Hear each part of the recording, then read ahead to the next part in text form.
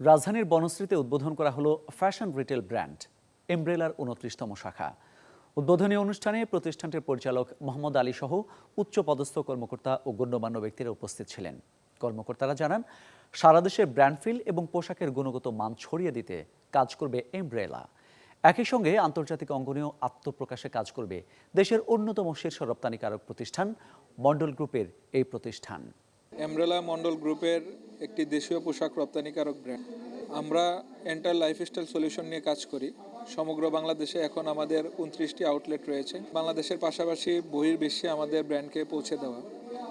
সমগ্র বাংলাদেশের আমাদের কাপড়ের গুণগত মান এবং ডিজাইনকে মাথায় রেখে আমাদের বাংলাদেশের ৬৪টি জেলায় প্রত্যেকটি জেলায় আউটলেট পৌঁছে দিয়ে সর্বসাধারণের মধ্যে আমাদের পোশাককে পৌঁছে দেওয়া হচ্ছে আমাদের ফিউচার ভিশন। এমব্রেলা ২০১৭ সাল থেকে মন্ডল গ্রুপের একটা সিস্টার কনসার্ন হিসেবে যাত্রা শুরু করেছে। এমব্রেলা মূলত স্টার্ট হয়েছে মন্ডল গ্রুপের যিনি কর্ণধার ছিলেন হাজী আব্দুল মজিদ মন্ডল।